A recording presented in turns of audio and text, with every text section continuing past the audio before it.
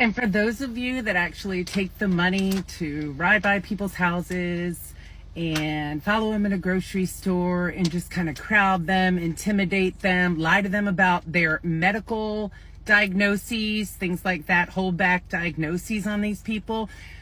When you take money to do that, you get charged with the felony.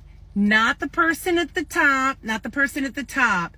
You're racking up felonies doing that, because gang stalking is what that's called, and it is a felony. And so is attempted murder.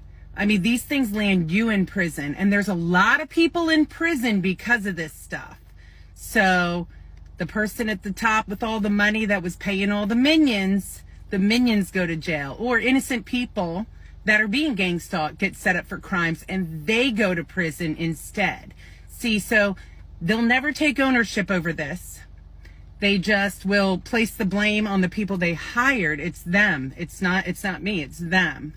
And that's how this shit goes. It really does. So be very, very careful when you're paid to harass someone, especially when you're paid to move in next door to them and use electronic torture on them all night, stealing their mail. The mail lady in my neighborhood just went to prison, stealing the mail of 180 people. Now, people with royal bloodlines or unvaxxed nurses, this is a very popular thing, gang stalking, oppression. Those types of people get targeted like this all the time. I happen to have like everything on the list. And there's a lot of secrets that family members and friends don't want coming out. So they'll continue to oppress you, especially if they already have charges pending. They're like, well, what do I have to lose? So you really get no peace in life at all.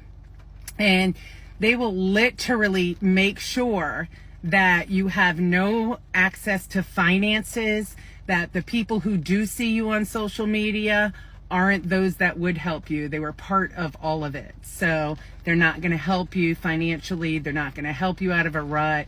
They're not going to come over and give you a hug when you're sad, because these people don't want to get caught either. So it's a really, really fine science that's going down here. And I think gang stalking should stop. I think that the abuse of power should stop. The silencing network should stop. Do you know how many homeless people who are now going to go to jail for being homeless, okay?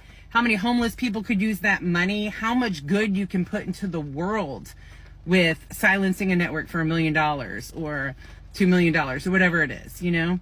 Like, the money that you guys waste to hurt other people and protect your reputations is disgusting. It's disgusting. Well, there's people down here starving and can't afford to put food on the table for their families.